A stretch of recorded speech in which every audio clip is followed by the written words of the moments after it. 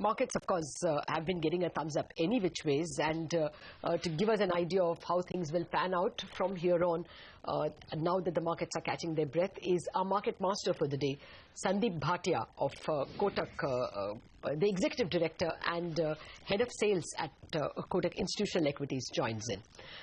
Actually, he's joining us from the sidelines of the Kotak BFSI, the Banking and Financial Sector Conference 2014. It's quite correctly titled Chasing Growth. Okay, Sandeep, let us start with that. I mean, are you all revising all your growth forecasts upward, not just for the economy, but also for earnings right away? You know, it's simplistic to assume that earnings will go up dramatically right away. No, I think what will happen is the market will go up in terms of ratings. Valuations will move up first.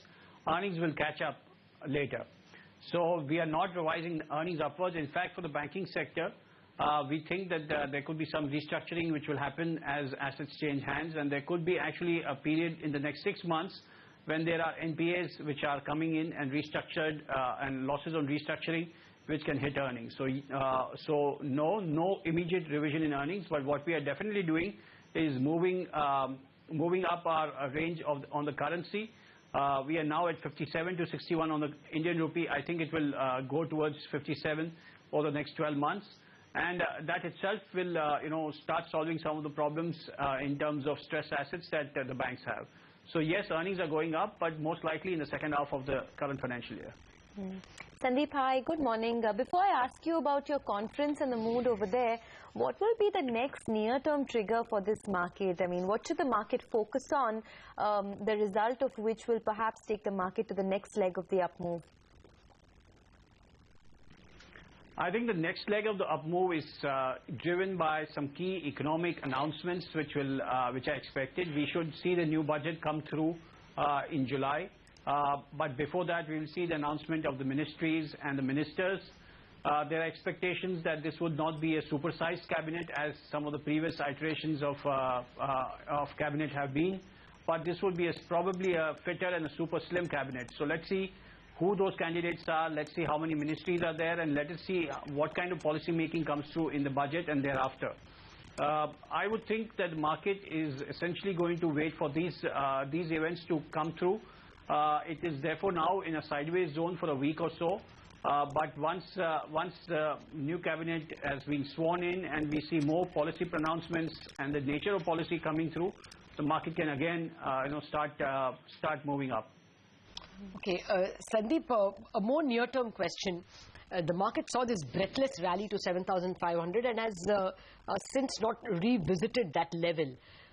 Do you think that we are going to consolidate between, say, 7,000 and 7,500 for now, and another quantum leap will take a little time and the markets and investors will want to watch actual performance? You know, it's impossible to pinpoint which is the week or which is the period during which markets will move up and where they will consolidate. I think everyone who went into this event went with expectations which were lower than what the BJP and NDA have delivered in terms of electoral seat outcome. Clearly, that has been a positive surprise. Now, I think the hard work and the grind begins. We are in a difficult situation. Just in September last year, it seemed that everything was falling apart, and now it seems that everything is going to be set right. Even if things are going to get better, it will take, I think, 2 to 3 years of solid policy making and execution that will get us out of this place. So yes, I think the markets will consolidate here. Our full year target for the Nifty, which is, let's say, by in the next 12 months, would be in the region of 8,700 on the Nifty. But in the near term, I think our gains have come through, but that doesn't mean that investors, in fact, use this consolidation period to focus on stocks which can benefit from policy making and from a better environment in the next 2 to 3 years. Will the FII limit be a big constraint for the foreign investors? I mean, there's HDFC Bank already, but then there's talk of ICICI Bank, Bank of Baroda coming into the ban as well. Will that be a constraint? Yes, FDI, FII limits is a constraint, but it's a self-created constraint. No, few stocks are at the highs of which HDFC Bank has reached in terms of FII participation. I think we also should move away from the thought process that it's only the FIIs which will buy and therefore take the market up.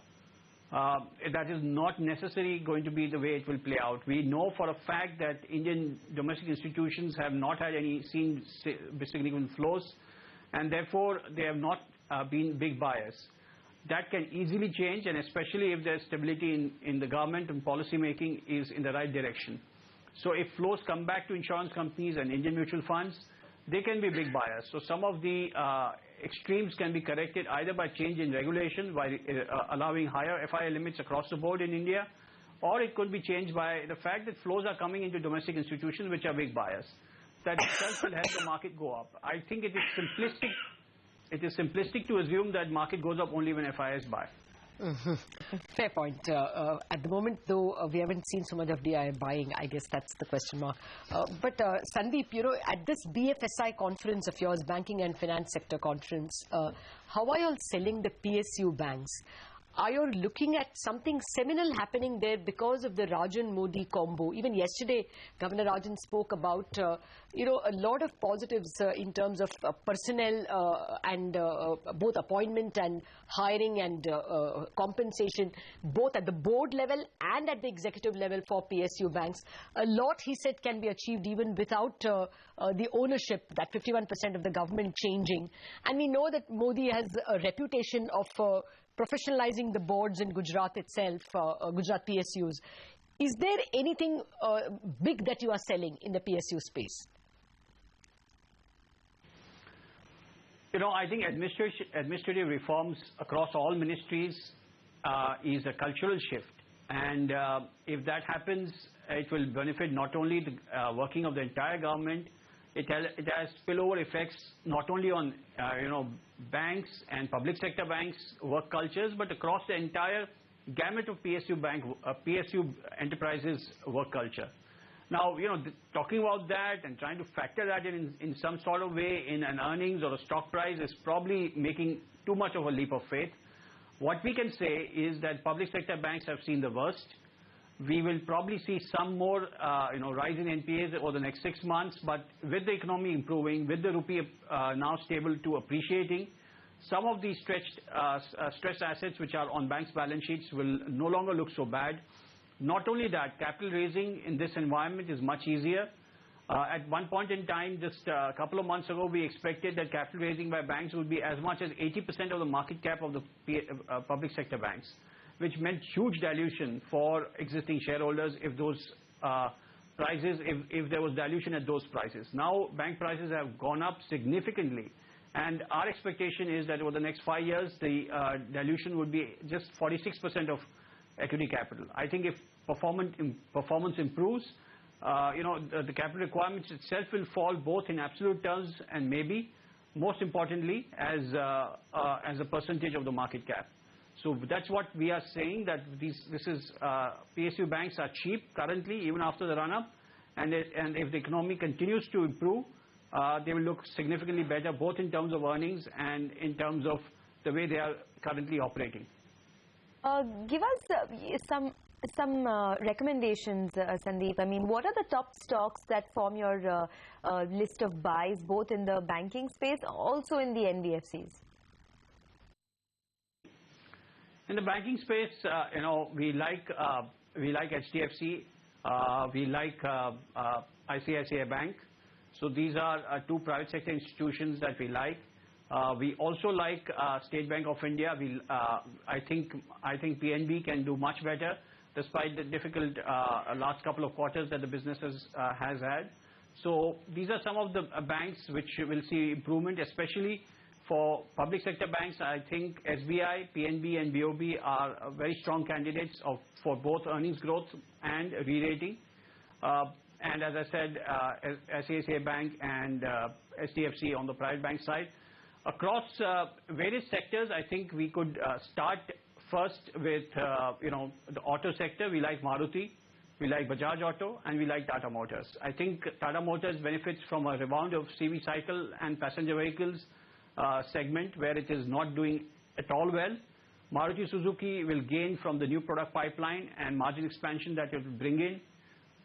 We expect Bajaj Auto to start showing some market share gains, especially in the commuter segment of bikes, and also its export business continues to do well. So these are some of the names in the auto sector. If you go outside the auto sector, we like Larsen & Toubro. This is one of the strongest balance sheets we have in the capital goods space, and I think the strength of the balance sheet is one very big factor that drives new orders towards L&T. So these are some of the names that we like. All right, Sandeep, thank you very much for finding time for us on what should be a very busy day for you. Your conference, Chasing Growth, I guess, is set to begin. Thank you for joining us.